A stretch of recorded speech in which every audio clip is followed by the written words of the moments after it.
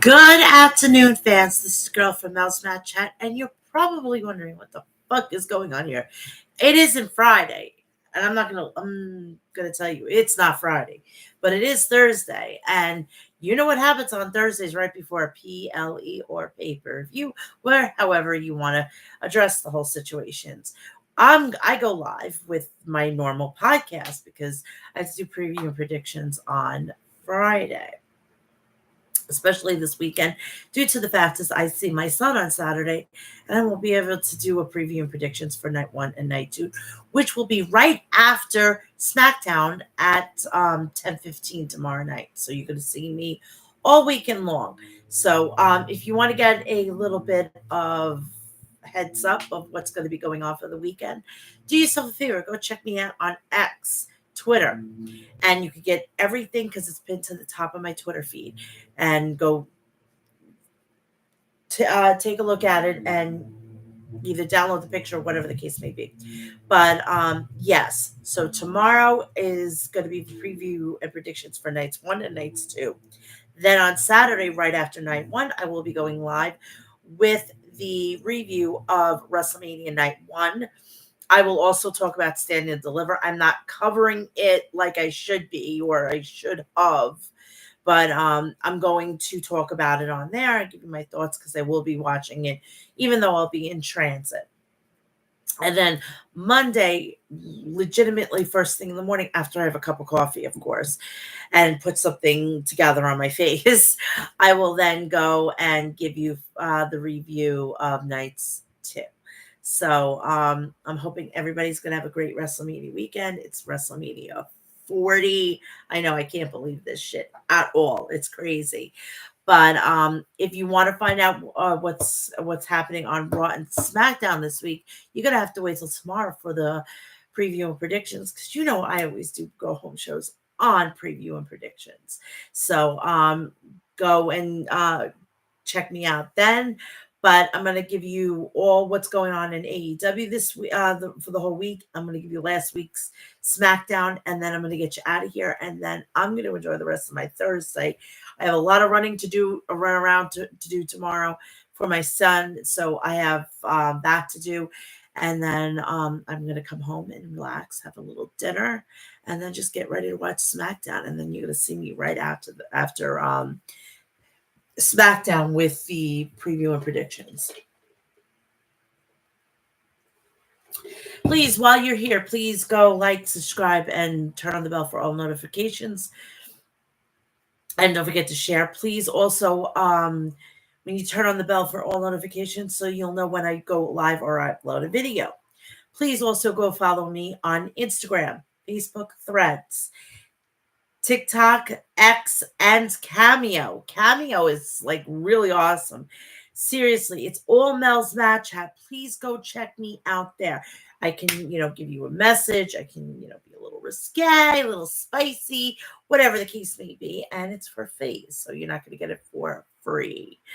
Also, please do me a favor. Go check out Maestro Classics at maestroclassics.com. Visit their website for all your beard essentials. If you are looking to get artillery to murder your thirst, please go check out Liquid Death at liquiddeath.com. Get all your artillery to murder your thirst there. They have 2 new iced tea flavors, which are berry and green tea, which I've got to get. I'm going to get it probably tomorrow so I can sample it and give you, maybe I'll do a short. Maybe, yes, I will do a short and I'll sample them. Like I'll do one and then I'll do another and it'll be on my shorts. Yeah, we'll do that. Anything that's got to do with me sampling things, I will do them on shorts from now on. Also, please go check out Liquid Deathwish Coffee at deathwishcoffee.com. Visit their website for all your coffee essentials. They are the world's strongest coffee with the lowest acidic content. So go check them out. And if you're into skulls, it's a win-win situation. Please also, if you support independent wrestling, please go check out tomorrow. They are having a joint show with Wrestling Revolver. It's going to be early. I think it's going to be around 6 o'clock tomorrow. And it's going to be there's going to have Mustafa Ali versus Amazing Red, Alex Shelley versus Mike Santana, Hog Champion. The Rascals, the Grizzly Young Veterans will be there. Steve Macklin versus Charles Mason. Speedball Mike Bailey versus Masha Slamovich. And she's got a blood sport match with the Queen of Spades of herself, Shayna Baszler. I had a fucking brain fart. I apologize. But and then on May 5th, we have Cinco de Mayo, La Casa del Gloria. Phoenix will be taking on his brother, Penta El Zero Miedo. We have Sexy Star versus Violet.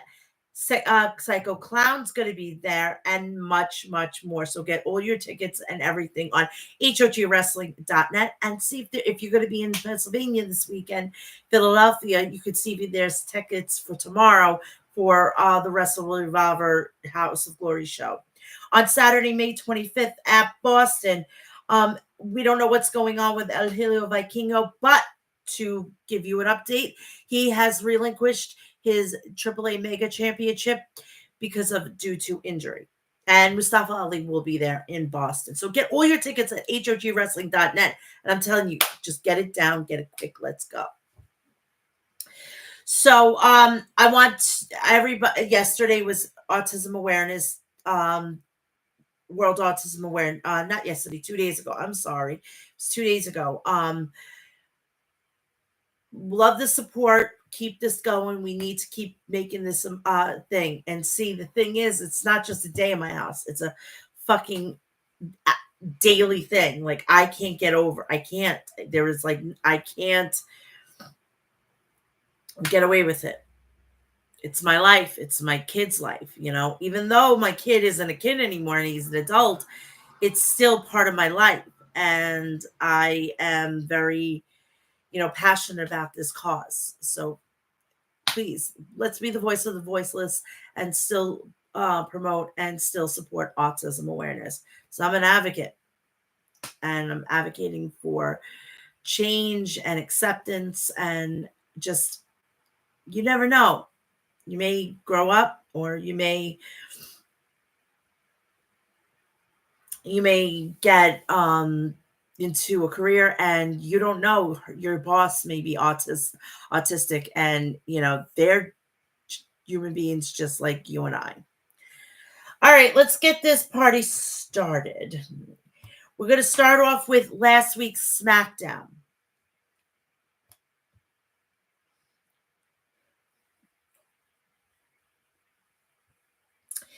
SmackDown had Jade Cargill make her first appearance as a SmackDown superstar. WrestleMania 40 undisputed WWE Tag Team Championship qualifying match. The New Catch Republic versus Legado del Fantasma. Another match was Montez Ford and Angelo Dawkins versus A-Town Down, Austin Theory, and Grayson Waller. We had Bianca Belair versus Dakota Kai, and Kevin Owens and Randy Orton versus Pretty Deadly. We start off with the show with a shot of Philadelphia and Corey Graves hyping up WrestleMania 40. Graves then introduces us to a video package of what happened between WWE legend The Rock and the American Nightmare Cody Rhodes on Raw. The Bloodline was shown walking backstage. The EST of WWE, Bianca Belair, and Damage Control were shown arriving in the arena. Earlier in the day as well, the Viper Randy Orton then makes his way down to the ring for the first match of the night as Corey Graves and Wade Barrett welcome us to the show.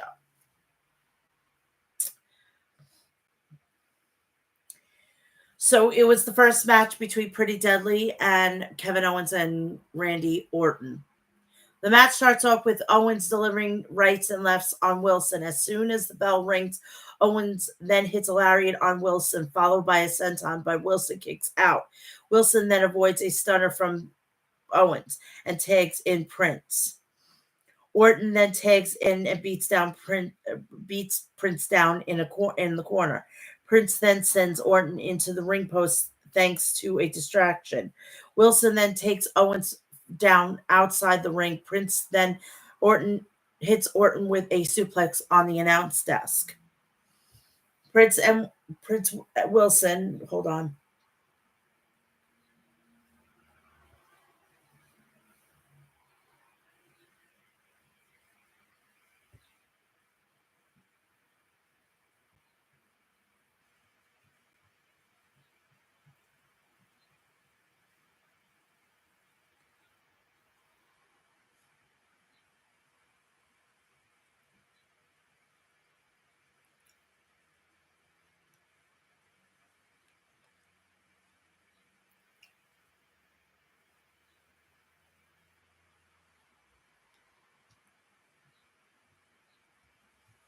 Sorry, family text. So Prince and Wilson are then working on Orton. Orton then manages to tag in Owens in. Owens then clears the ring. Prince then gets his knees up as Owens goes for a swanton thanks to the distraction. Wilson and Orton then fight outside the ring. Orton then tries to suplex Wilson through the announce desk, but Prince breaks it up. While the referee is distracted, Logan Paul shows up from underneath the ring and hits Owen with brass knuckles. Prince then gets the pinfall victory over Owens. So then after the match, Orton yells at Owens and asks him what happened. A video then airs showing what Paul just did to Owens. Orton then jumps out of the ring and looks for Paul underneath the ring. Orton then delivers a right hands to Paul and sends his face bouncing off the barricade. Orton then gets Paul on top of the announce desk and lands more right hands on him, but Pretty Deadly goes after Orton and beats him down. Owens then comes to Orton's aid and hits a stunner on Prince. Orton then hits Wilson with an RKO and stares down Paul on the outside. Orton then chases Paul to the back through the crowd, and Owens meets them up on the ramp. Paul then continues to run the steel and steals a car before he drives off.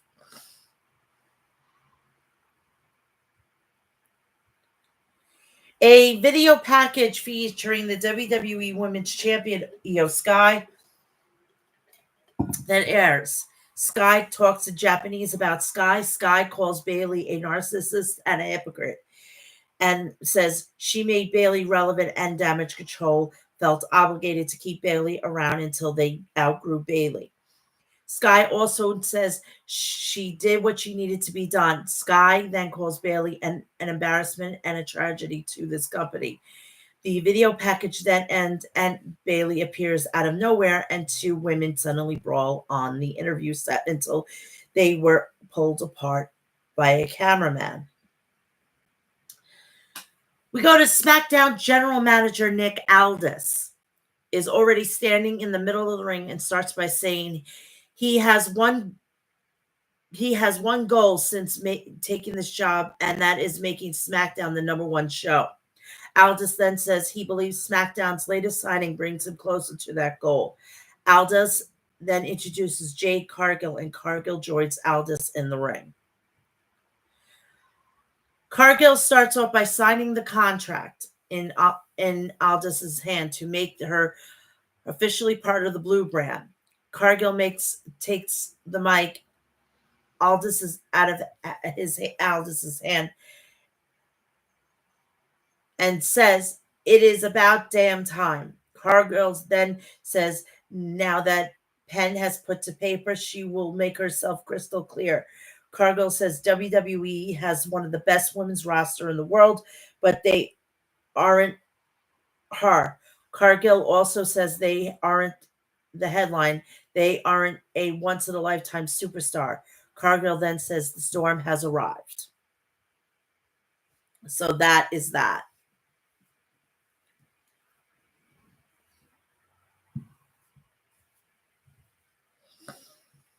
We then head to the back where Kayla Braxton is interviewing Damage Control.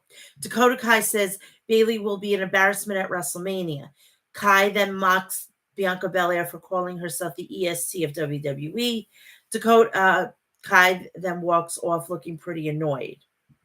WWE SmackDown General Manager Nick Aldis is then shown walking backstage, and he runs into Alba Fire. Holy shit, that fucking outfit was fire. And Isla Dawn. Dawn says she has a billion ideas for herself and Fire and wants Aldis to hear them. Fire then pulls Dawn away as a confused Aldis walks off. AJ Styles then runs into Aldis and asks SmackDown's general manager if he was sure LA Knight wasn't going to be there tonight. Aldis then says he asked Knight to not be there, and Styles says, "You should have told him." We go to the next match.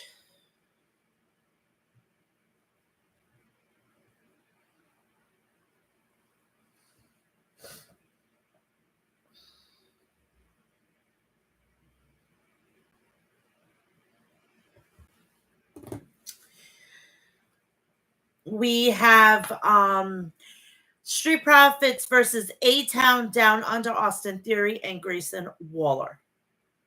The match starts off with Waller and Ford as Damian Priest and Finn Balor is shown watching from backstage. Ford hits a back elbow on Waller, but Waller responds with a strike of his own and tags in Theory. A-Town Down Under then looks like a double suplex, but Ford escapes and tags out to Dawkins. Waller then sends Ford crashing to the outside with a right hand, but Dawkins hits him with a shoulder tackle that sends him crashing over the announcer's desk. Waller then looks to launch himself from the middle rope, but Dawkins catches him and hits him with a suplex. Theory and Ford then tag in, and Ford hits a back elbow on Theory off the top rope. Ford then follows up with a shoulder tackle and a clothesline, then hits Theory with a back suplex and a standing moonsault. Ford goes for a pin, but Theory kicks out. Dawkins then tags in and places Theory in an electric chair position as Ford climbs to the top rope. Ford then hits a blockbuster on Theory, and Dawkins goes for a pin, but Waller breaks it up and sends Ford out of the ring. Theory then rolls up Dawkins, but Dawkins kicks out. Theory then hits a jawbreaker on Dawkins off the top rope and looks for a rolling stunner, but Dawkins counters it into a spinebuster. Ford then tags in and begins to climb to the top rope, but becomes distracted when he sees Bobby Lashley and B-Fab laid out in their dressing room on the big screen. Karrion Kross and Scarlett are seen leaving, taking their champagne with them, and Dawkins heads to the back. Ford then climbs to the top rope and looks for a frog splash, but then counters it into a pinfall and the win. And A-Town Downtown are going to WrestleMania.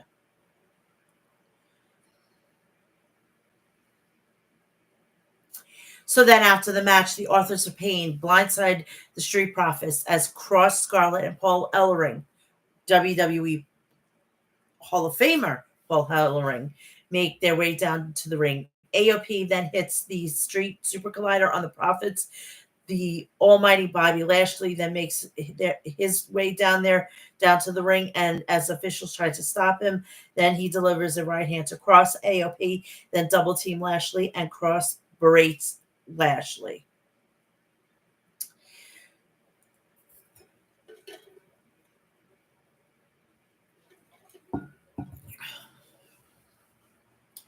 Legado del Fantasma makes their way down to the ring as they will address the WWE Universe. Santos Escobar starts off by saying he told the fans so. Escobar then gloats about putting Rey Mysterio on the shelf for months and beating him last week. Escobar then introduces Dominic Mysterio and Dominic's music, and he makes his way out to the ring. Escobar then thanks Dom for helping him win last week and says for a while they didn't see eye to eye at first. Dominic was ultimately right. Escobar then hugs Dominic, and Dominic says he will do everything in his power to make his deadbeat father's life a living hell. Escobar then says Rey always turns his back on the people who he loves the most. So then Rey comes out. And he makes his way down to the ring with the rest of LWO. Ray tells Dominic he thought he was done fighting him, but Escobar dragged him into the issues between LWO and Legado del Fantasma. Ray then says it's a divine intervention that the two men he hates the most are in front of him because he could beat some respect into both of them.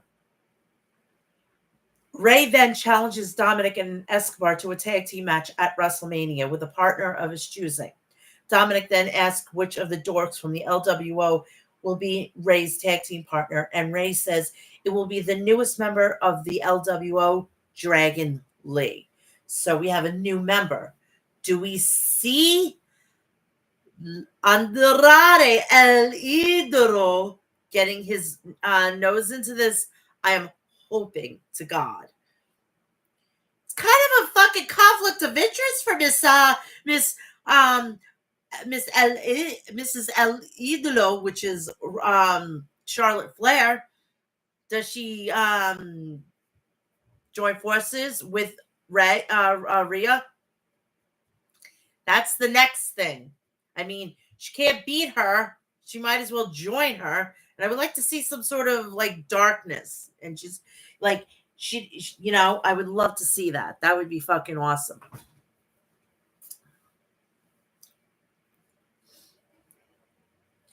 So Lee comes out and he makes his way down to the ring.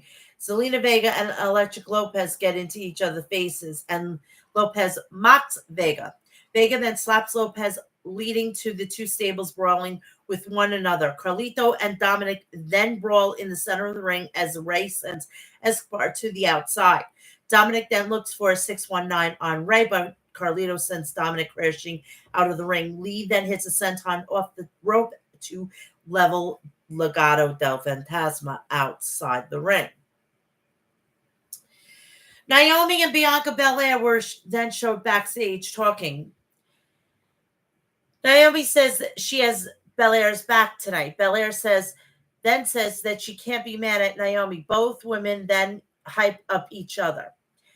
We then head to the back where we see Women's World Champion Rhea Ripley with JD McDonough, Damian Priest, and Finn Balor.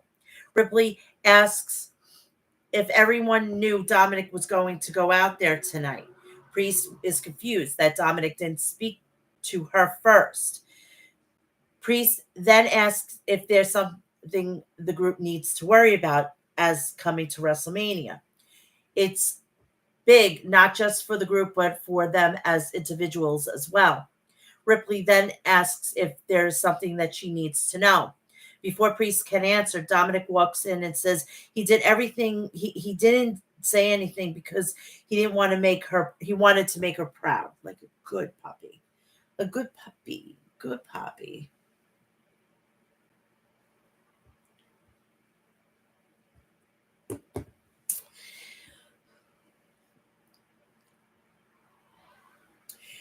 So we go to the next match, which is New Catch Republic versus Legado del Fantasma.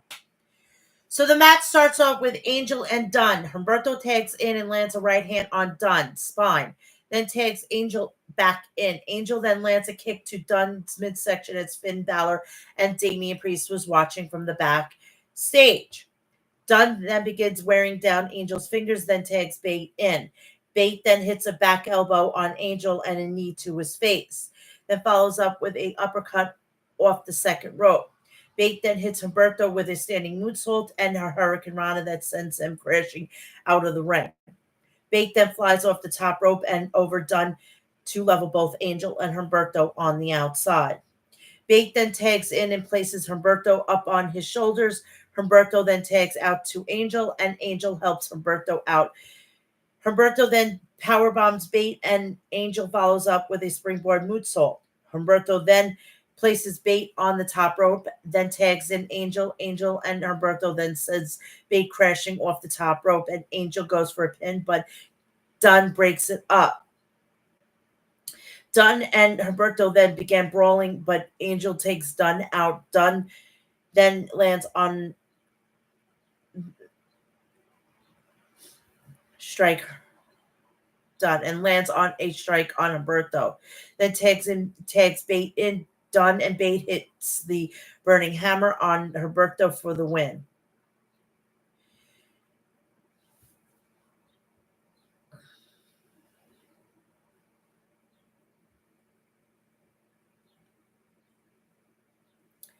We get a video showing what happened on the closing moments of last week's Monday Night Raw when The Rock completely destroyed the Cody Rhodes. We head to the back where WWE Hall of Famer Paul Heyman says The Rock took out Cody on Monday by the orders of the tribal chief. Jimmy Uso then says Jay won't make it to WrestleMania.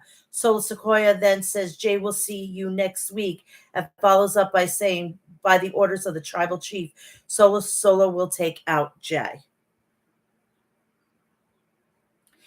AJ Styles makes his way down to the ring to address the WWE Universe. Styles starts off by saying it's been a little over a week and he's blamed the fans for being the reason LA Knight came to his house and attacked him in his front yard. Styles then says he has big plans for LA Knight. Styles also says although Nick Aldis promised LA Knight isn't in the arena, he still thinks Knight is there. Styles then says Knight could be anywhere and kicks the cameraman standing in the ring. A masked person then jumps in over the barricade, and Styles calls security. Styles then takes off the man's mask to reveal a random person and demands security to drag him away. The camera then pans out to reveal that Knight is in a disguise as a security guard. Knight then takes off his hat, his wig, and his glasses and attacks Styles and delivers some stomps on him in the corner. Knight then hits Styles with a running knee and grabs the chair. Styles then rolls out of the ring and retreats through the crowd. Knight then grabs a mic and stands up on the announce desk. Knight tells Styles that he is the biggest piece of human walking waste that he has ever seen. Knight then tells Styles to run, hide, do whatever else he needs because he will know whose game is it at WrestleMania with everybody saying his name. LA Knight. Yeah.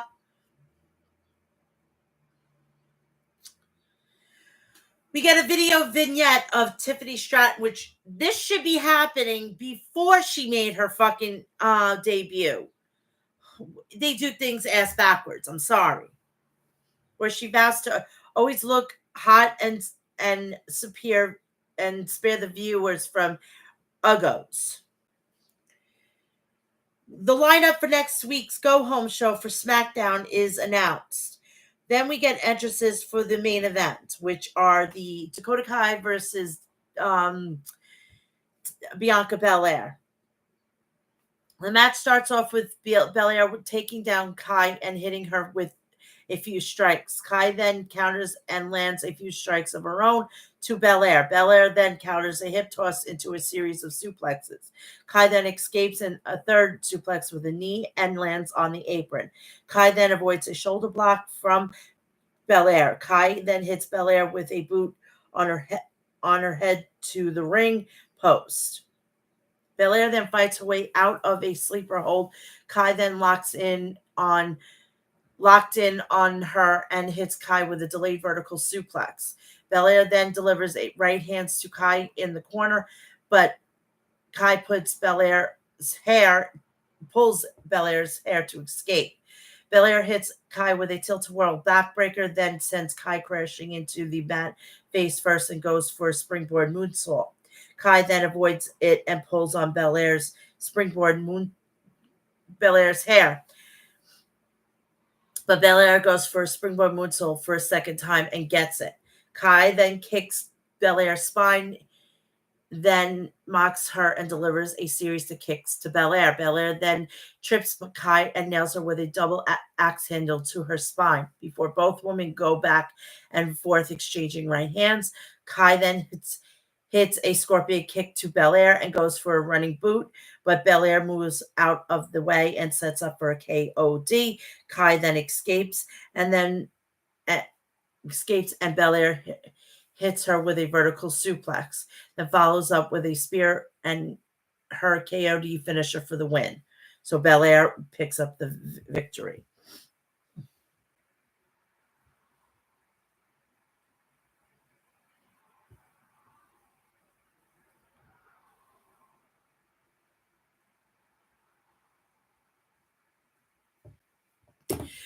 So then after the match, Asuka and Kairi Sane immediately appear and begin attacking Belair. Naomi then makes her way down to the ring to even up the odds, and she beats both Zayn and Asuka down. Naomi hits Asuka with a kick, but Zayn gains the upper hand and begins beating Naomi down with Asuka. Belair then looks up to help Naomi, but Kai, Asuka, and Sane overpower her and continue beating her down, and Belair. Jade Cargill's music then hits and she slowly makes her way down to the ring. Cargill hits Asuka with a pump kick, then hits Kai with a power bomb and jaded to Sane. Sorry. Cargill then stands tall with Belair and Naomi in the ring as the show comes to a close. And that is it. We have matches that were announced. We have Final Testament versus the Pride. We also have this match, which is the Damage Control versus Naomi, Belair, and Cargill. So those were added this week. So let's go to AEW Rampage. That was from last week. But please like, share, and subscribe. Turn on the bell for all notifications so when I go live or upload a video or even a short to the channel, you will all know about it. Please follow me on Facebook, Instagram, Threads, TikTok, X, and Cameo, all Mel's Mat Chat.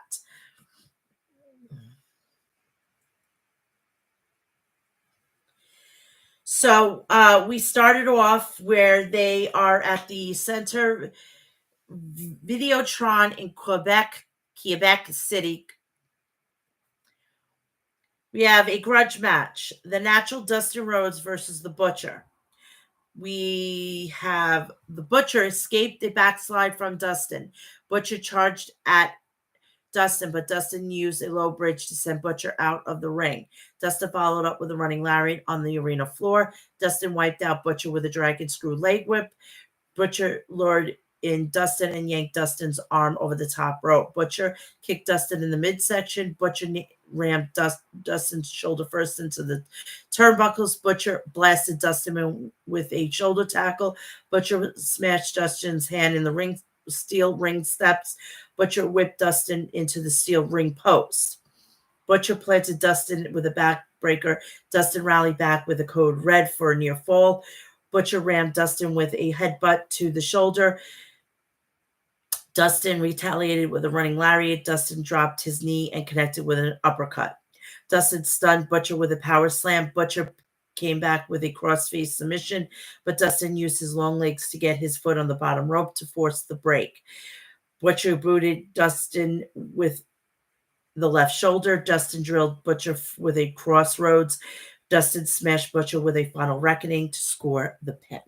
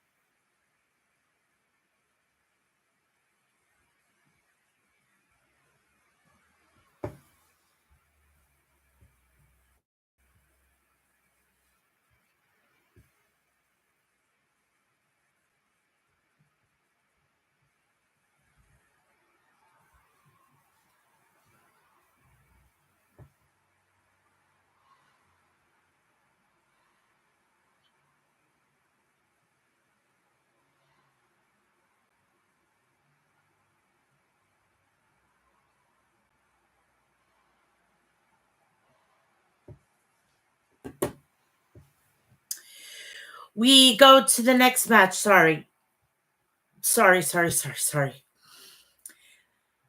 The Virtuosa, Deonna Purrazzo versus Rose. Deonna backed Rose into the corner. Deonna took Rose to the mat with a side headlock takeover. Deonna wrenched on Rose's leg and face planted Rose into the mat. Deonna picked apart Rose, working on Rose's arm. Rose had Deonna reeling with some strikes, but Deonna rallied back with a Russian leg sweep. Deonna pushed Rose with chops. Rose tried for a roundhouse kick, but Deonna ducked it and clobbered Rose with a pump kick. Deonna wrenched back on Rose's arm and forced Rose to tap out. Deonna did not even have to grab the other arm, said Tony Schiavone. Rose had no choice but to tap out, replied Excalibur.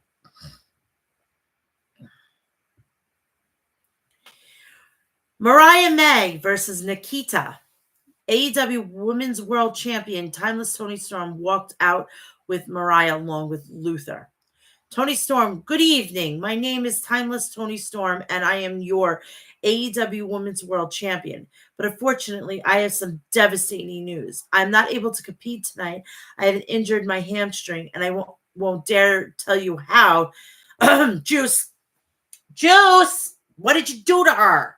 For Christ's sake. I know you get rock hard, but come on here. This is really ridiculous. We need our Timeless Tony Storm. I mean, you're fucking everything up here. Should we now start talking to Tony Khan about this? I mean, come on now. I mean, Jesus, seriously, like, it's no joke.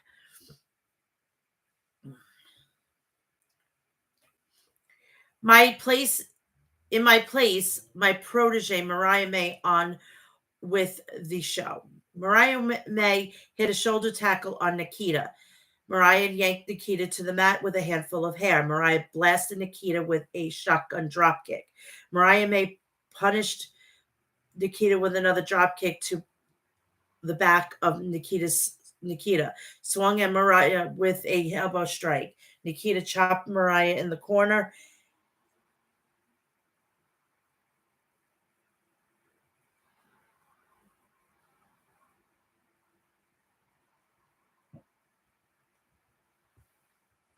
Followed up with a running bulldog. Mariah May headbutted Nikita for a near fall. Mariah May squashed Nikita with a running hip attack in the corner. Mariah planted Nikita with Mayday and pinned Nikita. Tony Storm is very appreciative of the health efforts of her understudy, Mariah May, said Excalibur. She should be, because at 6-0, Mariah May is a juggernaut in the women's division, replied Tony Storm. I'm not liking this at all with this whole thing with Mariah May. That's just me.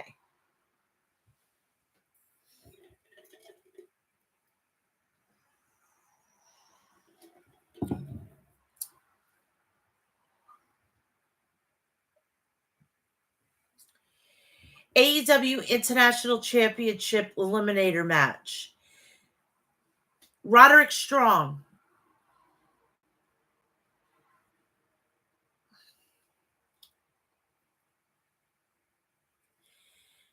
and versus Daddy Magic Matt Menard. Strong took down Menard with an arm drag. Menard shoved Roddy and then rocked Roddy with an elbow strike. Menard followed Roderick outside the ring and swarmed Roderick with strikes. Taven and Bennett tried to distract Menard, and as he was fending them off, Roderick snuck in a cheap shot. Roderick smashed Menard with a backbreaker right on the edge of the ring. Roddy whipped Menard into the barricade. Back in the ring, Roddy stomped on Menard. Roderick continued to target the taped ribs of Matt. Daddy Magic rallied back with multiple lariats to Strong, bouncing the champ around the ring. Roddy countered with a pile driver with a backdrop. Menard slipped behind Strong and cradled him for a near fall. Roderick Strong fired back with a rib breaker on Menard, but Menard kicked out at 2. Menard put Strong in a Boston Crab, taking a page out of Rick Martel's playbook. Taven jumped on the ring apron to try to distract Menard. Roderick charged at Menard. Menard moved and Roderick stopped just in time, narrowly avoided Tavern. Menard rocked Roddy with a cutter and covered him, but Roddy got his boot on the bottom rope. Tavern and Bennett jumped on the apron again, and Matt wiped them out. When Menard turned around, Strong was there to take advantage by the distraction and caught Menard on the chin with a jumping knee strike. Roddy covered Menard and pinned him. The numbers were too great for Menard, said Excalibur. Tavern and Bennett continued the assault. Menard after the bell. Roderick caught for a steel chair, and the Undisputed Kingdom were about to use the chair on Menard when Orange Cassidy and Trent ran down to even up the odds. Trent speared Bennett. Cassidy nailed Tavern with an orange punch. Trent and Orange hugged, giving the people what they want, and the EVP, Nicholas and Nick Jackson, and the Young Bucks ambushed Trent and Orange with low blows. The Bucks bashed Trent and Orange with a double EVP trigger, sandwiching the best friends with brutality. Matthew and Nicholas Jackson have gone absolutely mad with power, said Excalibur. So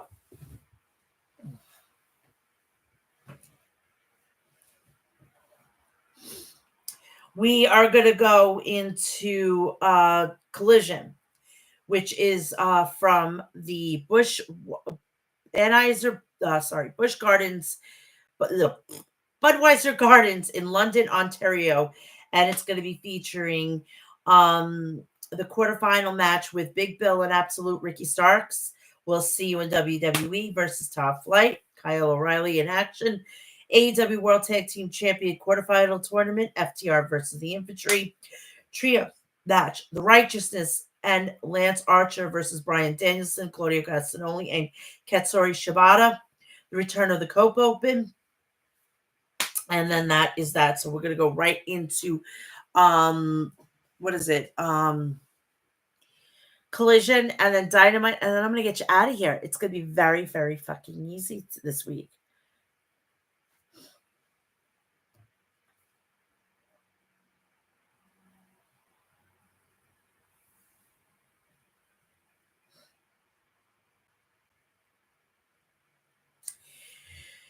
So we start off with the TNT champion, the rated R superstar, Adam Copeland, kicking off Collision. Copeland, about a week and a half ago, I finally closed the book on Christian Cage. Now it's time to start a new chapter, and I decided to go back to the Cope Open. Only this time the stakes are higher because this time I'm putting the TNT championship on the line. I'm going to run it like I'm not going to run like a patriarch. I'm here to fight. So we have this, and we have somebody answering that challenge, and it's the death match king, Matt Cardona, formerly known as Zack Ryder. The match opened with series of hip tosses. You could tell that each other's using the same moves against each other. Cardona is facing his mentor, getting a chance to become TNT champion, said Shivani. Cardona charged at Copeland outside the ring, and Copeland caught him with a clothesline. Cardona gouged Copeland in the eye and shoved him off the apron and into a steel ring step. Cardona climbed the turnbuckles, but Copeland yanked Cardona's legs out from underneath him. Cardona fired back with a chop. Cardona was searching for a suplex, but Copeland countered with a bulldog off the top for a near fall. Matt Cardona spiked Copeland with an impaler for a 2 count, hitting the champ with his own move.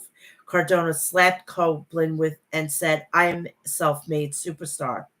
Cardona went for a radio silent, but Copeland countered with a power bomb for a near fall. Copeland tried for a spear, but Cardona stunned Copeland with a radio silent for a 2 count. Cardona ran in for a spear, but Copeland lured Cardona in and speared Cardona, scoring the pin and retaining the championship. What an absolute incredible win on many fronts. Adam Copeland is still TNT champion, said Shivani.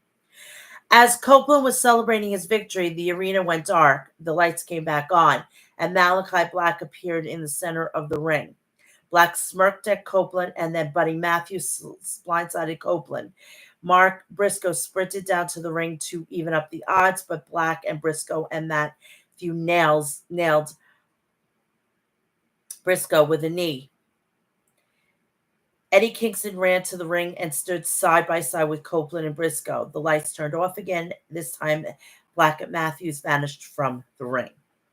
If they want to keep Malachi Black, they're going to have to give him the title, because if they don't get him the title, he's going back and he's going to be with his wife.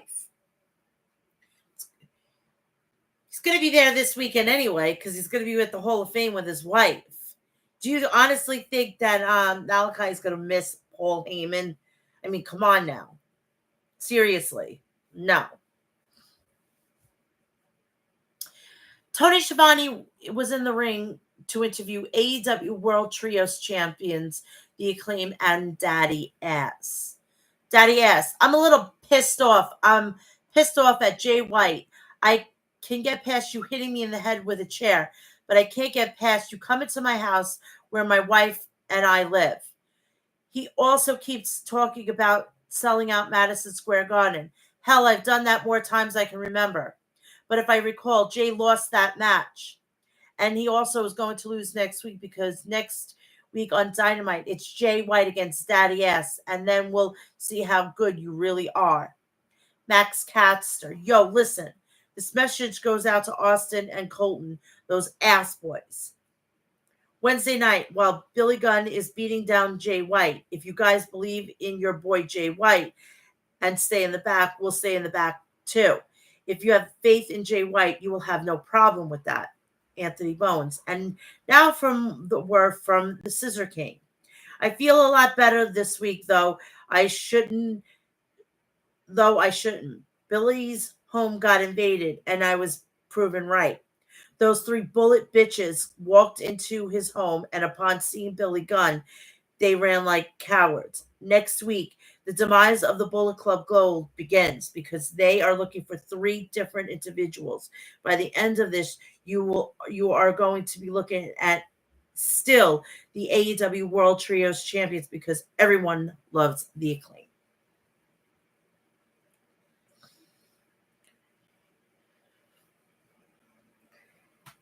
FTR versus the Infantry, Sean Dean and Carly Bravo for the tag team title tournament.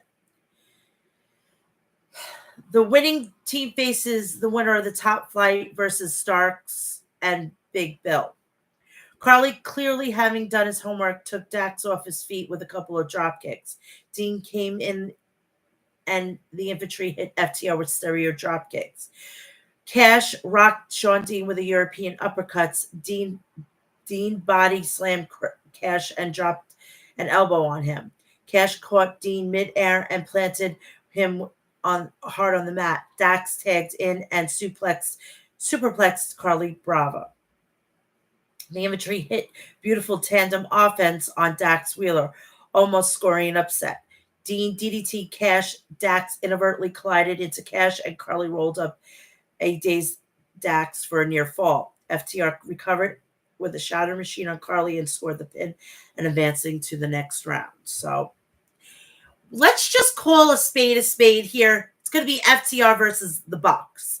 Can we just get this over with? This is really a waste of our time. Really, honestly, seriously.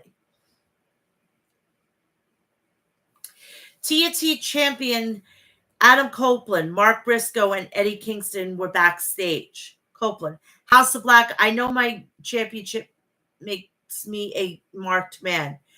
You want to get in my business? I've got some backup. Why don't you face us April 21st at AEW Dynasty? Briscoe, at Dynasty, House of Black, you guys picked the wrong three. Kingston, House of Black, after Dynasty, you're going to be spitting blood and teeth. You're also going to be fucking on the I-95 up to Stanford.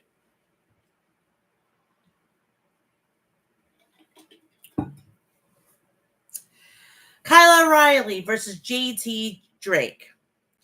This is Kyle's second match after neck surgery, said Schiavone.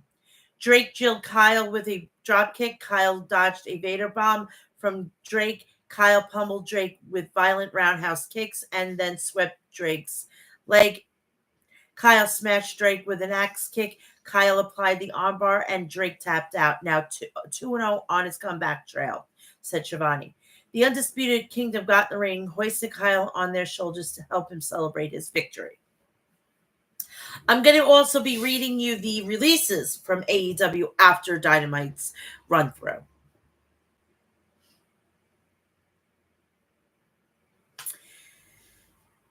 AEW Tag Team Championship Tournament match, quarterfinal match. Top Flight, Dante Martin and Darius Martin versus Absolute, Ricky Starks, and Big Bill. The winning team faces FTR. Boys, Starks, and Big Bill are back to reclaim their tag team titles, said Nigel. Starks took down Darius with an arm drag. Dante tagged in and crashed into Starks with a clothesline. Big Bill grabbed a tag, but Dante used the quickness and chopped Big Bill. This only angered the monster as Big Bill served up a chest chop of his own. Top Flight hit a double drop kick on Big Bill. They followed up with a double drop kick to Starks. Starks grabbed Darius's leg from the outside the ring, tripping up Darius. Big Bill blasted Darius with a pump kick. Big Bill splashed Dante in the corner. Big Bill tried for a second time, but this time Dante dodged it. Dante jumped off the top turnbuckle and wiped out Big Bill. Darius tagged in and used the turnbuckles for a wall walk. Moonsault on Starks. Dante almost scored with a handstand pin on Starks. Darius blocked a spear from Starks. Darius used Dante as a launching pad, spiked Starks with a DDT, and scored the pin. Top Flight are advancing to the next round. What a win. What an incredible win. What a major upset this is, said Shivani. And Starks is going to be in WWE. Not that much longer. He's moving on up to the north with his friend Cody Rhodes. I'm calling it now. It's going to be him, and it's going to be a possible Sammy Guevara, maybe doing a heel faction with Cody Rhodes. The Fallen Angel, Christopher Daniels, was backstage. Daniels, I've been in AEW since day one, but in this company, it is not long have you been here. It's about who you beat. Malachi Black, you are man enough to face challenge. How about this Friday on Rampage? Christopher Daniels against Malachi Black.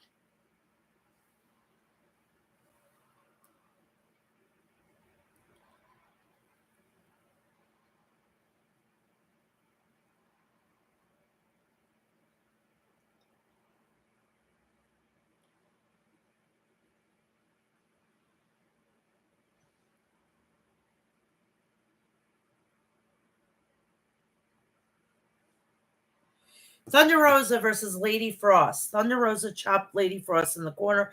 Lady Frost fired back with a quite quick right hands. Lady Frost stumped Rosa in the corner. Thunder Rosa retaliated with a running lariat. Thunder Rosa used a dropped hold on Lady Frost. Thunder Rosa blasted Frost with a running drop kick. The fans chanted, Thunder Rosa, Thunder Rosa, Thunder Rosa. Lady Frost rallied back with a Chiller Driller for a near fall, almost scoring a major upset. Thunder Rosa retaliated with a backstabber and a Tahana Bomb,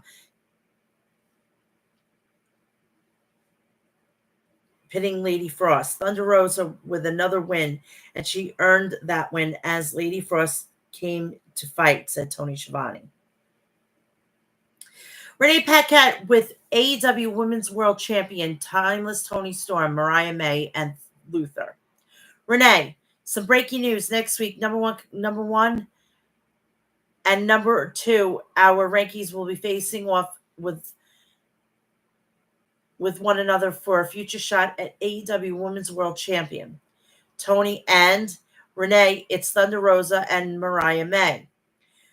Tony, was this the plan all along, Mariah? Is this what have you been plotting for months? Tony, kiss Mariah on the lips. Tony, you magnificent bastard, genius. I see myself in you and I love me. Thunder Rosa, you should have retired as champion. You will never get to sniff this leather again. Main event time. Trios match. Murder Hawk, Lance Archer, and the Righteous, Dutch and Vincent, versus the American Dragon, Bryan Danielson, Claudio Castagnoli, and Katsuri Shibata. I am more confident with these Japanese names lately. I'm not joking. Oh my god. I am in so much pain today. Seriously. Like I gotta get comfortable. These chairs I'm sitting in are very, very uncomfortable. Shibata jumped on Archer's back with a sleeper. Archer chucked Shibata to the mat. Shibata ducked a big boot from Archer. Dutch tagged in, and Claudio entered the ring. Claudio powered Dutch into the corner. Dutch kicked Claudio and slammed Claudio. Claudio picked up Dutch, slammed him, and then stopped on Dutch. Bryan tagged in and slugged it out with Vincent. Danielson flew to the outside with a tope on Dutch. Danielson jumped off the apron with a diving knee to Archer. Dutch body slammed Archer on Danielson. Archer body slammed Dutch on Danielson. Dutch planted Danielson with a bossman slam for a near fall. Danielson tried to fight back with a shotgun dropkick off the top to Dutch. Danielson made the tag to Claudio. Claudio and Archer traded lariats. Claudio took down Archer with a Hurricane Rana. Claudio was looking for a giant swing on Archer, but the Righteousness ran to break it up. Shibata ran in and charged at both members of the Righteous with drop kicks in the corner. Shibata and Claudio hit tandem offense on Archer. Claudio captured Archer in a giant swing. Claudio locked Archer in the sharpshooter. Dutch jumped in and broke it up.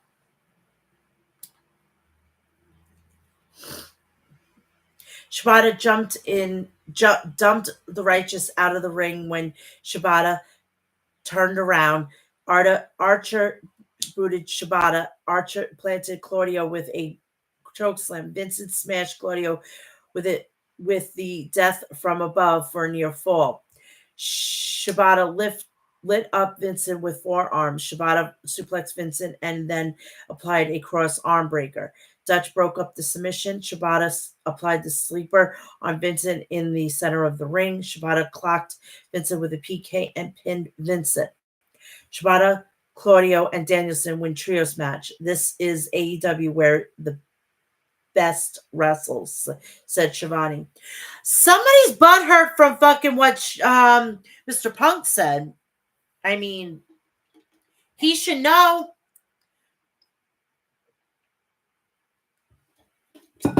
There is a fucking goddamn saying that he says for a fucking reason, people.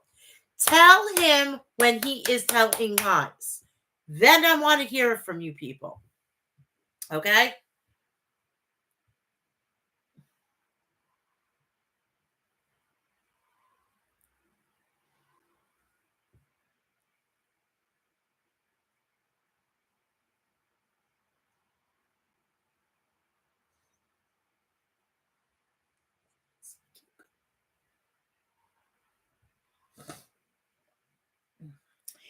I'm going to pull up from the people who got released.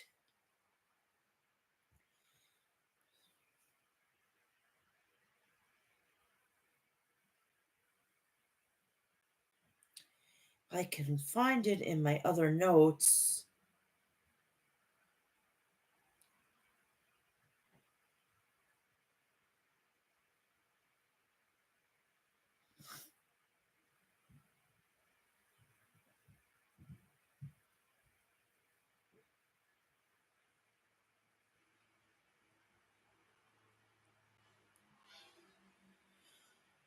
Oh, Lord.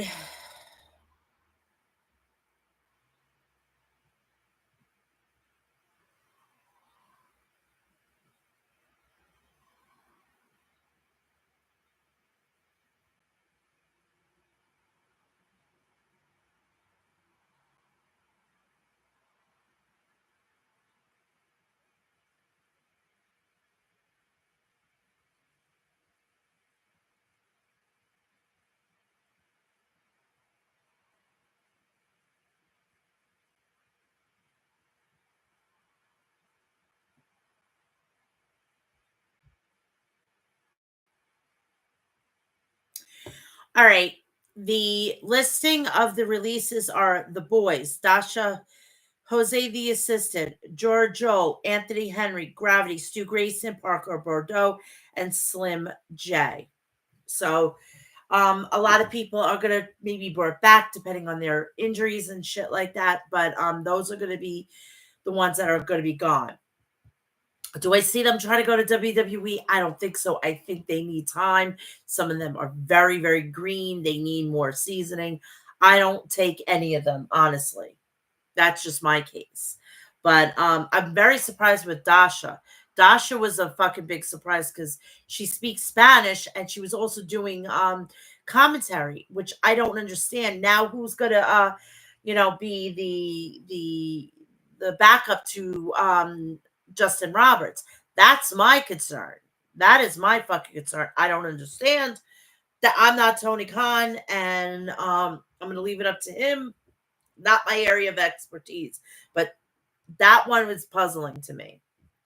What do you think about the whole list of people that got releases? And that was kind of shocking because Tony Khan, I never thought he would release anybody. The only time that he would release somebody is when he fires somebody, and that happened, I think, 3 or 4 times with what's his face, Gigi Dolan's ex-husband. I can't think of his name to save my fucking life. Not Vampiro. Oh my God, he got caught in the Me Too situation, the Speak Out movement. If anybody can fucking, it'll probably come to me in the middle of the fucking night, guarantee it. All right, so Dynamite came from the DCU Center in Worcester, Massachusetts.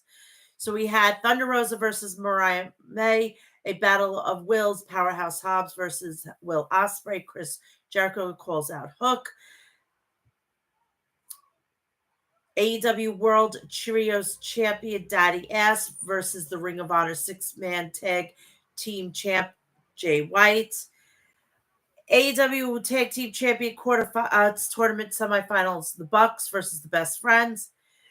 AEW Dynasty contract: AEW World Champion Samoa Joe and Swerve Strickland signed their contract, and we're gonna go right to that. Now I got the hiccups. Excuse me.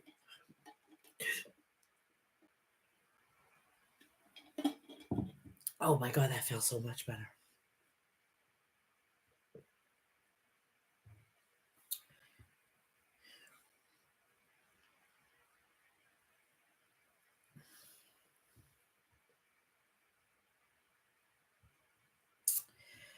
All right, we start off with TNT champion, the Rated R superstar, Adam Copeland comes to the ring to kick off the show. Copeland, I came here to talk to you. I didn't bring out my TNT belt. There's been a lot of negative BS that has been spewed this week. Screw that. I want to talk about positives. And if you're a fan of pro wrestling, it's time to be a fan of pro wrestling. Obviously, I'm going to fucking put this out here because I'm sick and fucking tired of this. I love AEW. I just don't like the management. I love WWE. I don't care about. I want Triple H to just continue booking the show. Okay. I am telling you, AEW can never take criticism, and I'm going to put this out there. AEW can never be criticized because of everybody here, and I'm tired of it. If they're doing wrong and it's not making sense, we as fucking consumers, we need to call them out. And I've been fucking doing this, 5 years doing this review shit.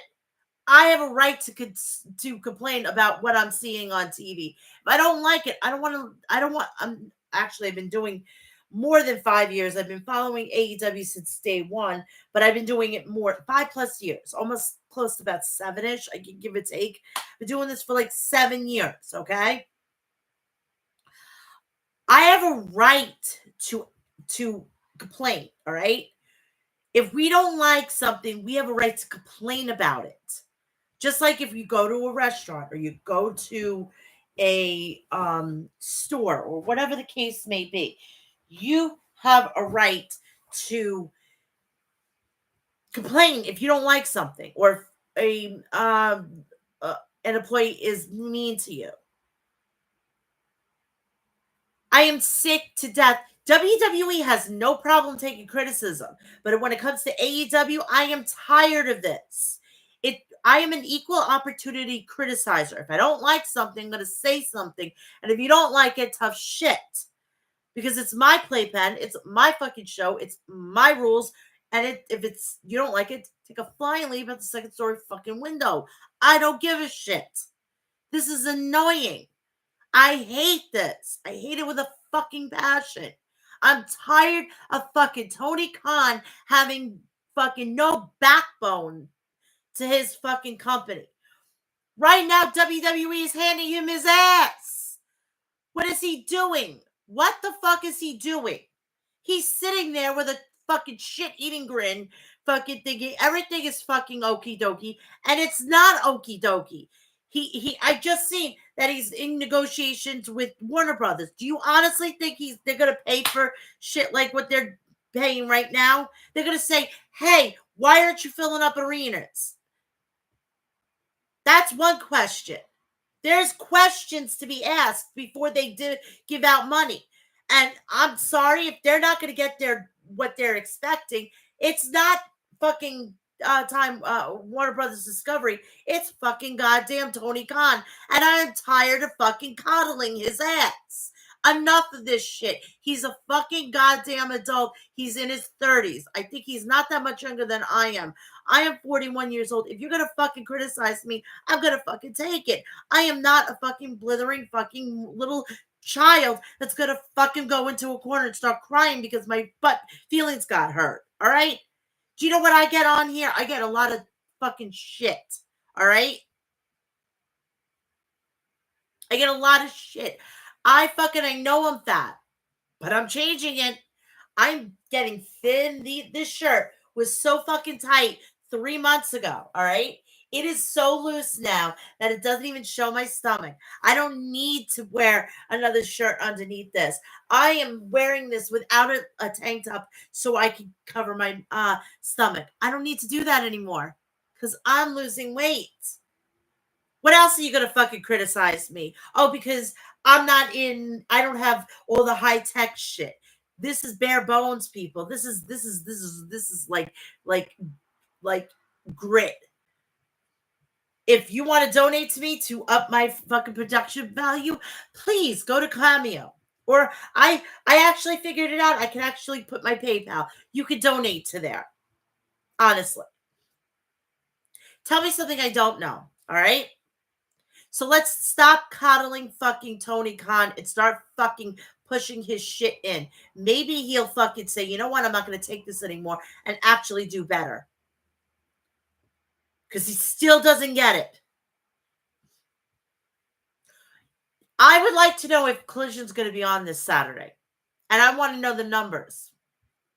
Because if it's more than 300,000, then WWE is seriously not doing its job. It should be there should be no more than 300,000 people watching it.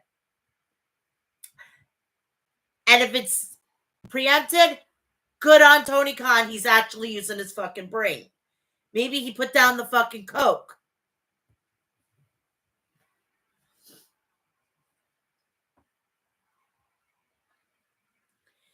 Moving on with Copeland. If you're sitting here, you're watching at home, you're a fan of pro wrestling. I'm a fan of pro wrestling. I grew up on WWE. I watched NWA. I watched Stampede. I devoured it all because I love professional wrestling. I know you've heard this before for 9 years. I had this torn away from me, but I worked to get it back because I loved it so damn much. I gotta blow my nose. When I thought about my career, because I was closer to the end than to the start, I knew I needed to end my career in AEW. I will put out our locker room against anybody. I can face Will Ospreay. I can face Kenny Omega, Hangman Adam Page, Swerve Strickland, Joe, Moxley, Darby. I can face FTR, the Young Bucks, the House of Black. And by the way, those are all first-time matches. How crazy is that? that happens in AEW. Asshole, I'm gonna fucking say this to you. When you fucking came back, you had Malachi Black in NXT. He came up, you didn't do two shits with him. He went and he left. He got released. You had Joe. You had Joe. So these first time matches, when you said you had nobody else to fucking say or do anything in WWE, that I call as a fucking liar. I'm gonna call a spade a spade. That he just lied. You had FTR. FTR fucking brought you back into WWE. You could have faced them in WWE. You fucking didn't. I don't want to ever hear you ever say in a fucking interview you had nobody else to face in WWE, because you did. You still had people there that you could have still worked with. You never once wanted to work with Cody Rhodes, right? So don't give me this bullshit. You're a fucking liar, and I don't like that. You're fucking lying to us as fans, and I don't appreciate that shit.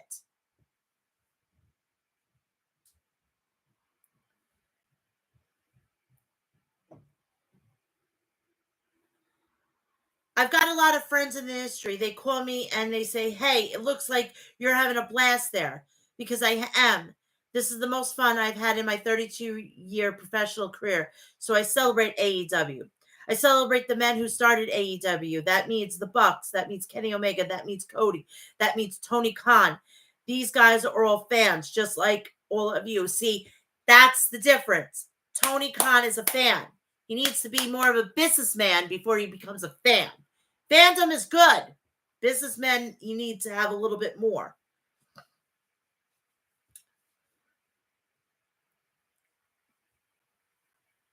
Just like we love AEW. It has pushed this industry into a better place.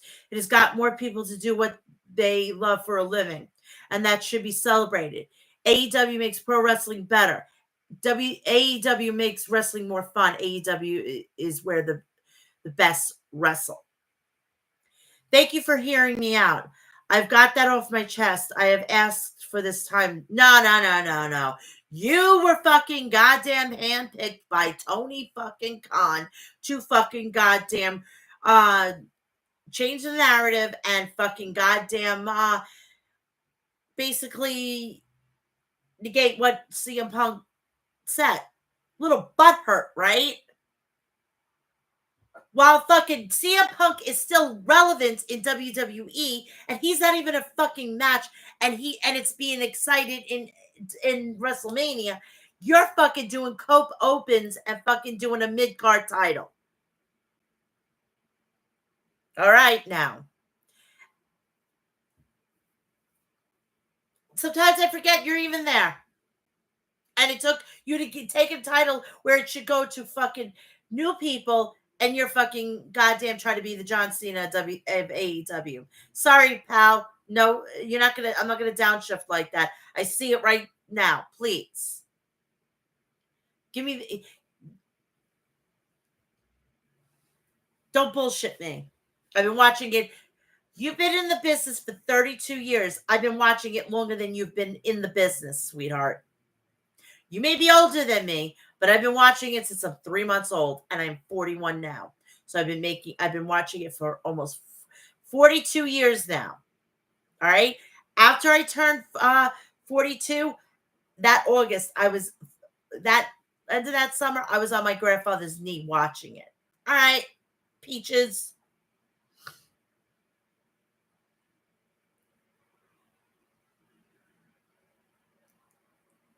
So now it's time to move forward. AEW is walking into the future.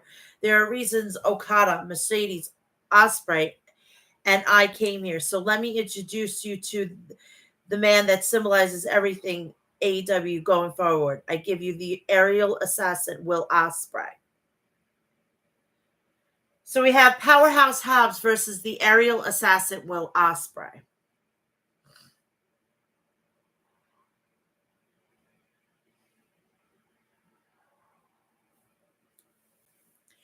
Osprey charged at Hobbs when the bell rang, but Hobbs blocked Osprey with a shoulder tackle. Will Osprey fired back with a standing moonsault press onto Hobbs. Powerhouse Hobbs clubbed Will with a lariat. Osprey hit Hobbs with a clothesline, knocking Hobbs over the top rope. Will followed up by jumping over the top rope with a cross body press onto Hobbs on the arena floor.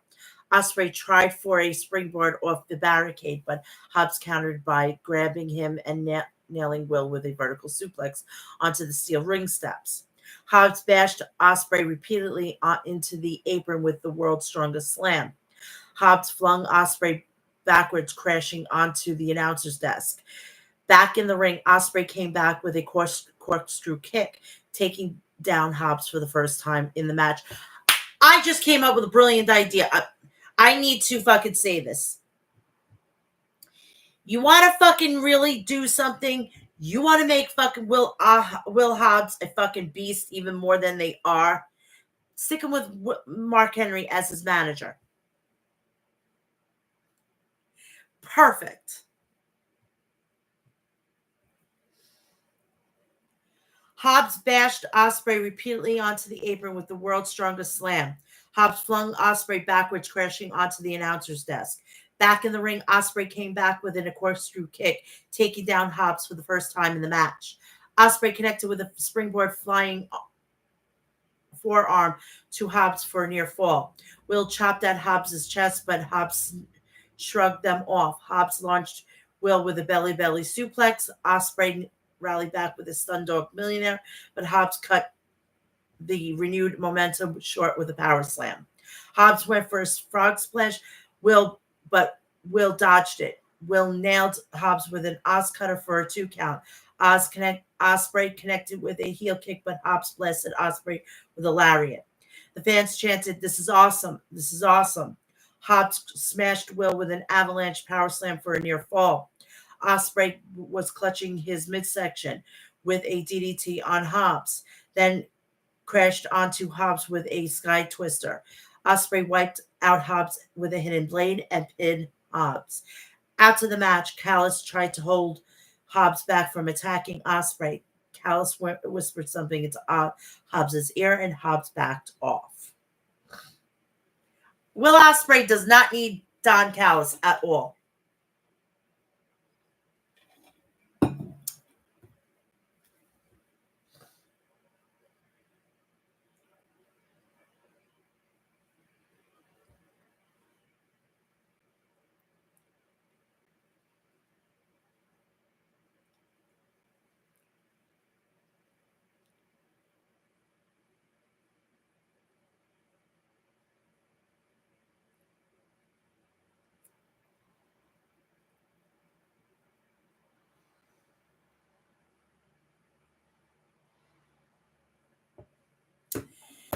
The Murder Heart Monster Lance Archer versus the American Dragon Bryan Danielson.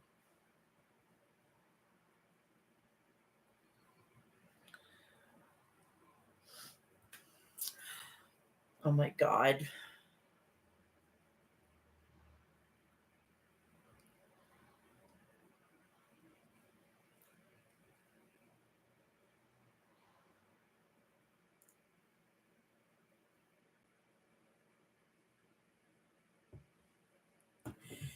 Archer ambushed Danielson as Archer entered the ring before the bell.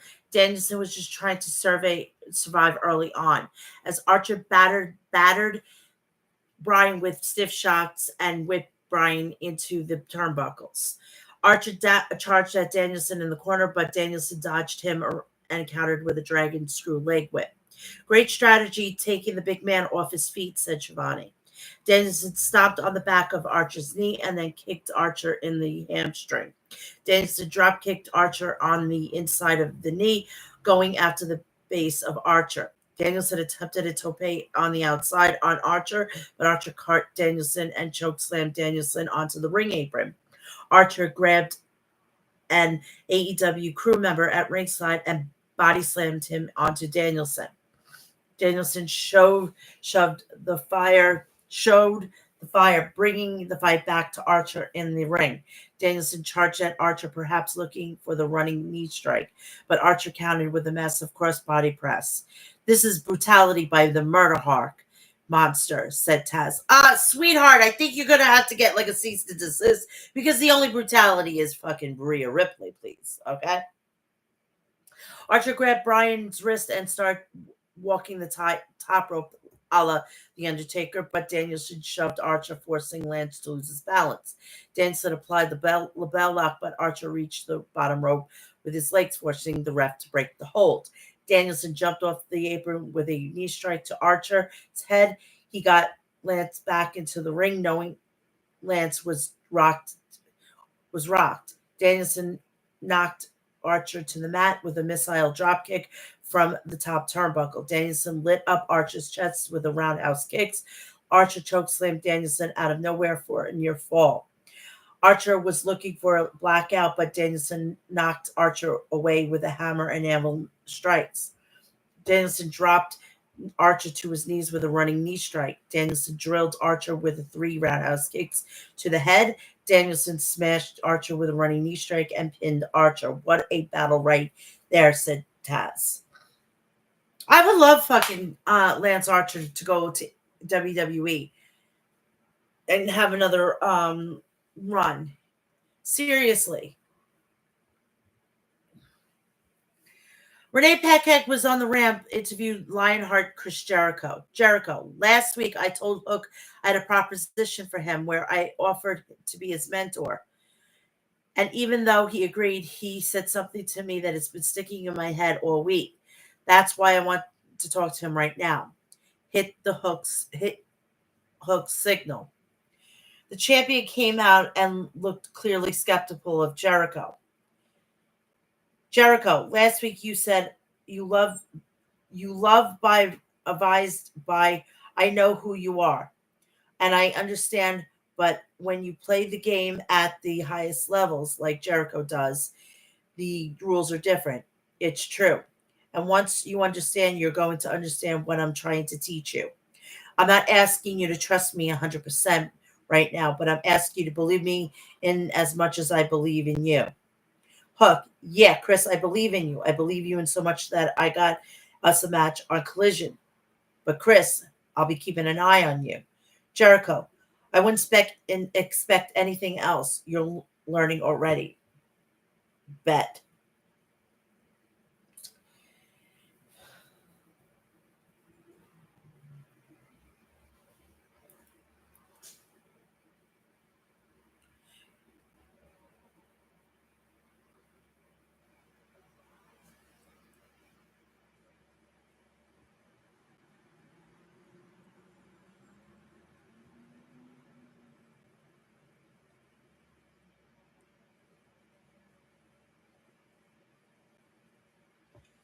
Shea Taylor Promotions. Shea Taylor and Lee Moriarty were backstage. Lee said, one surefire way to jump straight to the top in one night is to beat the Golden Child and the first world champion AEW, Taylor said on Collision. All they have to do is knock out the Ocho and Hook. On Collision, Lionhook gets their asses beat by STP, said Taylor. Billy Gunn versus Jay White. Billy Gunn decked Jay White as Jay White was making his entrance. Billy Gunn whipped Switchblade Jay White into the barricade, not wasting any time. The Acclaim were backstage watching the match on the monitor. The Gunns were also watching backstage on a different monitor. Billy went right after Jay White through the crowd, ramming White into the trash can. Jay White hid behind one of AEW's security guards. Billy found him and bashed him into one of the hockey boards in the arena. Billy trounced Jay White all around the ringside. Jay just couldn't escape the grasp of Billy. Jay White escaped a vertical suplex attempt and shoved Billy into the guardrail. Billy hit Jay White back, dominating Jay White, nailing White with a lariat. Footage was shown of the Acclaim backstage who had been attacked. Billy blasted White with a famouser, Billy didn't go for the cover instead of opting to inflict more damage on White. Jay White came on looking for a match. Billy didn't want a match. He wanted retribution, said Tony Schiavone. Billy dropped another famouser on Jay White.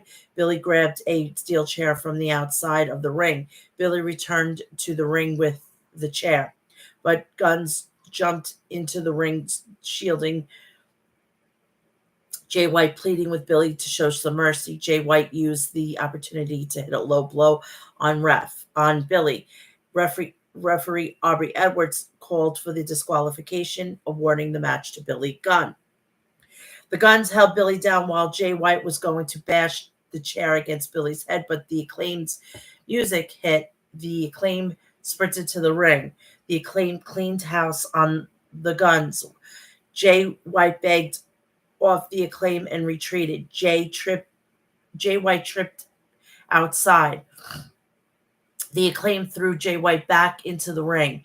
The Guns were waiting, but the Acclaim grounded and pounded the Guns. Billy decked Jay White with a stiff right hand. The Acclaim set up the steel ring steps by the announcer's table. The Acclaim were about to suplex Jay White off the steps onto the table, but the Guns grabbed White, pulled him down, and ran off through the crowd. This is far from over between the two teams, said Excalibur.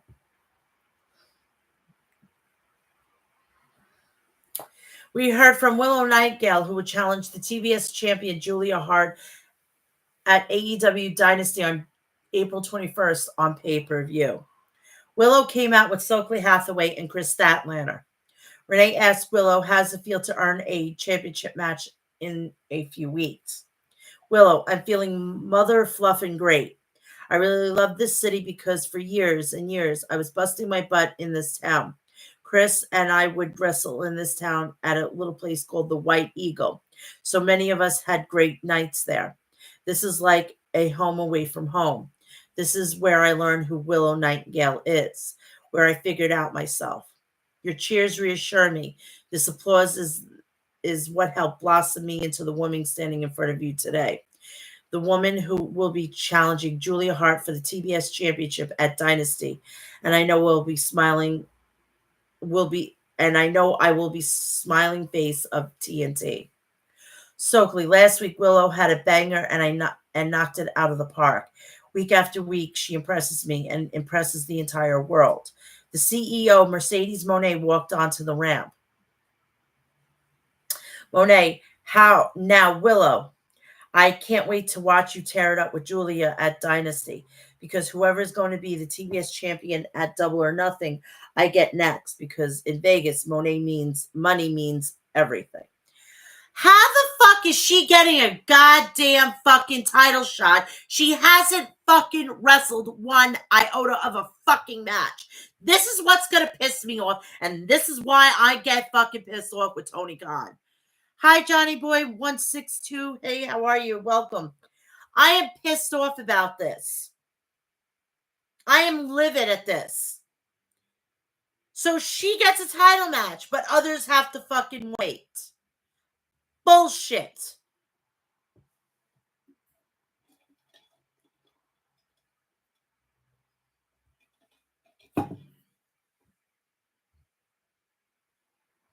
I could see Julia now go to WWE now. AEW Tag Team Tournament match. The Young Bucks versus the Best Friends, Orange Cassidy and Trent Beretta. At AEW Dynasty 2024, the winning team faces the winner of FTR and versus FTR or Top Flight, which FTR basically is a shoo-in. Matthews suplexed Trent across the ring with a Northern Lights suplex. Trent retaliated with a double knee strike. Nicholas swept out Trent's legs, wiping out Trent on the apron. Orange attempted a tope suicida, but the Bucks blocked it. The Bucks power bombed Orange on the apron, then power bombed Trent on the apron. Hold once.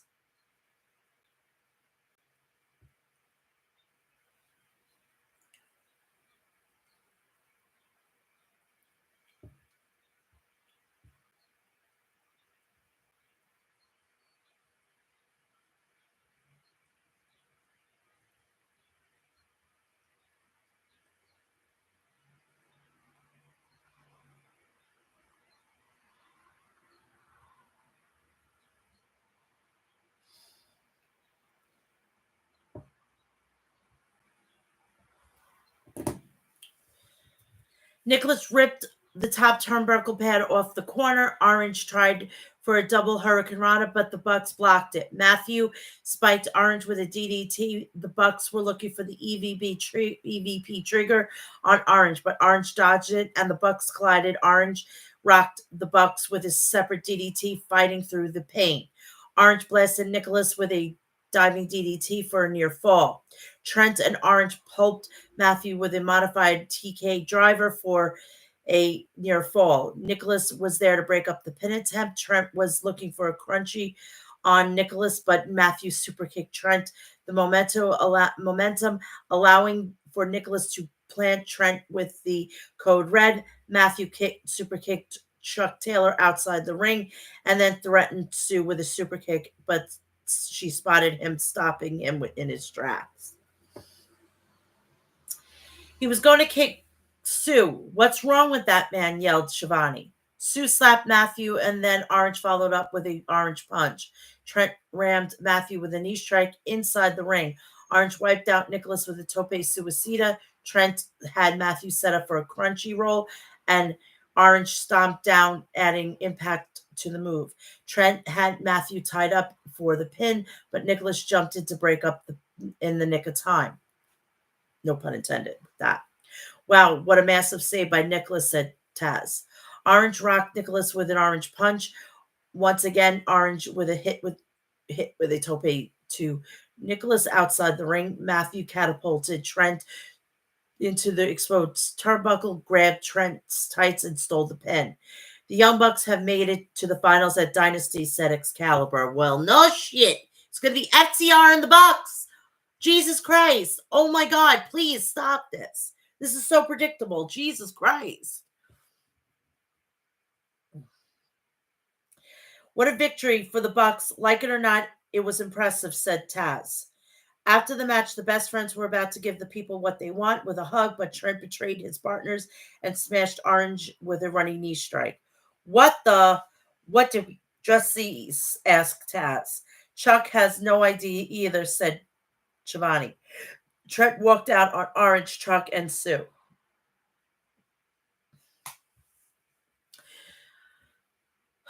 Thunder Rosa versus Mariah May. Thunder Rosa chopped Mariah May in the corner. Rosa charged at May, but May dodged it. Mariah May smashed Thunder Rosa with a hip attack in the corner. Thunder Rosa took down Mariah with a Hurricane Rana on the arena floor. Thunder Rosa used diving crossbody on Mariah May against the barricade. I'm getting worried here, said Tony Storm. Thunder Rosa jumped off looking for a foot stomp, but Mariah May rolled out of the way. Thunder Rosa reversed the May Day for a near fall. Mariah May hit Thunder Rosa with a knockout shot. Rosa escaped May Day with a backstabber. Thunder Rosa flattened Mariah May with a Tejana bomb and scored the pin. Thunder Rosa is the number one contender for Timeless Tony Storm's title, said Excalibur. Now that makes sense because obviously she never lost it, so she should. If you never lose a title, and I'm not kidding you, not. Why are you fighting for it? Why are you fighting to get back? You should be handed. Every fucking person who relinquishes the title should, whoever's in charge, saying she's relinquished, he's relinquished. But when they come back from injury or for whatever the case may be, they will get an opportunity right away. And they always keep saying it and reiterating it, and it makes things more, in the like, all right, when is she coming back? So, and if she loses, obviously she loses, Penta El Zito Miano is backstage with Alex Abrahantes.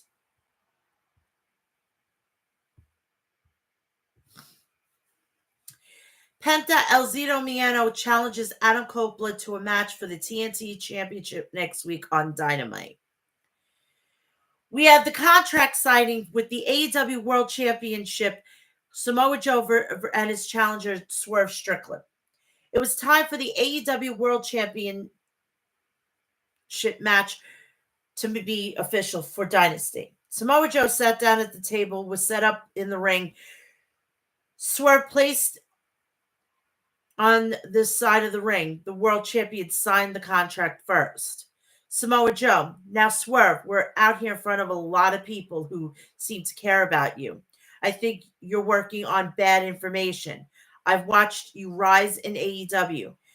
How else could this fairy tale end but with a big victory and everybody celebrating a new champion? See, Swerve, that's bad information you've been working on.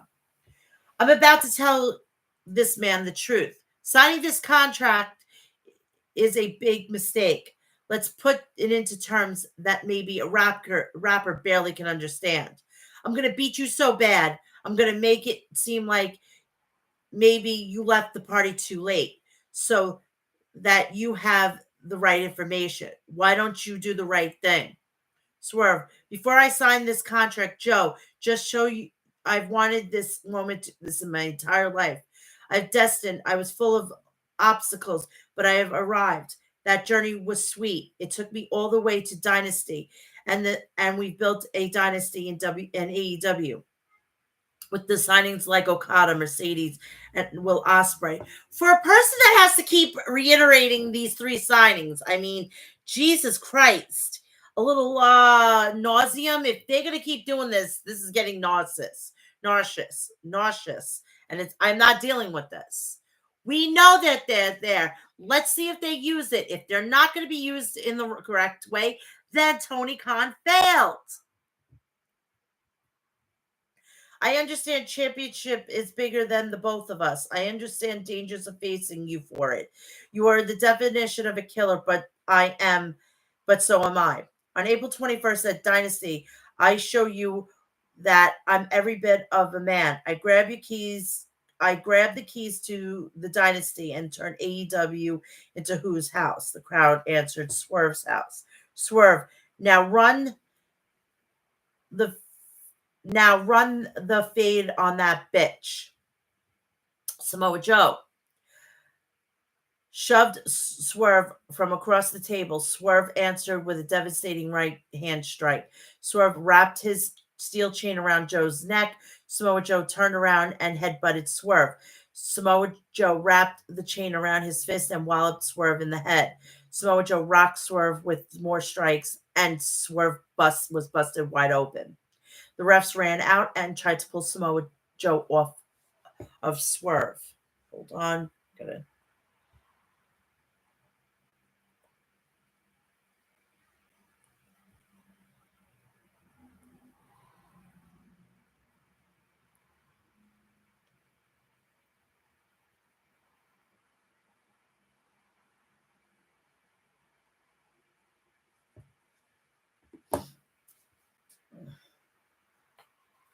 Samoa Joe began to walk back. Swerve grabbed the microphone, laughed, and said, I love this. That's all you got?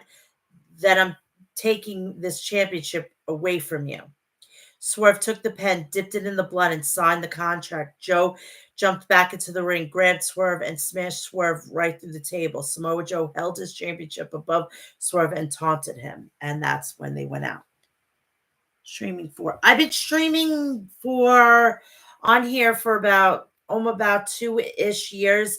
I did my show on Periscope before they got closed down, and that's on Twitter/X. But I've been doing it pretty long, and it is what it is. But thank you for that question. So this Friday on Rampage, which will be a special start time. No, sorry, it'll be at 10 o'clock. It'll be Serena Deeb versus Trisha Dora, Fallen Angel Christopher Daniels versus House of Black Malachi Black, AEW International Champion Eliminator match Roderick Strong versus London Lightning, Final Four elimination match Daniel Garcia Action Andretti versus Commander versus Bounty Hunter Brian Keith. And it's a special start time this Saturday. Don't miss AEW Collision at 11:30 p.m. Nobody's going to fucking watch this. Oh, can we now call Tony Khan a moron? You're going to put Collision on 11:30. Nobody's going to fucking tune in after watching WrestleMania. Everybody's going to be exhausted. Oh, my God. God, I want to see the matches. I want to see the matches. But that's all we got. That's all we got. Please do me a favor. Please do me a favor and tune in tomorrow at 10:15, right after SmackDown, for preview and predictions of night 1 and night 2 of WrestleMania. Right after night 1 WrestleMania, I will be talking about Stand and Deliver and night 1 of WrestleMania review. I will also, and then on Monday at some point, I will be probably early in the morning, I will be doing the review of night 2. So please do me a favor, like, share, and subscribe. Turn on the bell for all notifications so when I go live or upload a video or a short, you'll know about it. Please also do me a favor and follow me on X. Follow me on Facebook, Instagram, and Threads. I'm also on TikTok and Cameo. All Mel's Mat Chat. It's very simple. Seriously. Also, please do me a favor. Go check out Maestro Classics at maestroclassics.com. Go check out Liquid Death at liquiddeath.com. Check out Deathwish Coffee at deathwishcoffee.com. And go check out HOG Wrestling at hogwrestling.net. And they will be having a joint show with Wrestling Revolver tomorrow at, I believe, 6 p.m. And it will be on Thriller Television, which I'm really fucking thrilled I get to watch that. And they will have Mustafa Ali versus Amazing Red, Alex Shelley versus Mike Santana. The Rascals and Grizzly Young Veterans will be in action. Steve Macklin versus Charles Mason, Speedball and Mike Bailey versus Masha Slamovich. And if you think that's enough with her, she will be facing the Queen of Spades, Shayna Baszler, at Bloodsport this weekend. So hopefully I can watch that match too. I'm actually going to go check on Thriller to see if I can get that match. Also, Cinco de Mayo, La Casa del Gloria, Phoenix, Psycho Clown, Sexy Star versus Violet, Penta El Zeno Miedo versus his brother Phoenix, and Saturday, May 25th, Boston, El Gilo Vikingo may be there. I don't know about his injuries. You'll have to find that out. And Mustafa Ali will be making an appearance there. If you want to still see the events for Friday, if they have any more tickets, you'll have to check Wrestling Revolver. The other two events, just get the tickets at hogwrestling.net. Please join me. Remember, tomorrow at 10:15 for preview and predictions and the go-home shows of nights 1 and 2 of WrestleMania. I will be, on Twitter and everything like that, but I want everybody to have a great day. Please check out the rest of my content on the channel with the reviews of AEW Revolution 2024 and WWE Elimination Chamber Review Perth 2024. I will see you all tomorrow night. I love you all and enjoy. Goodbye.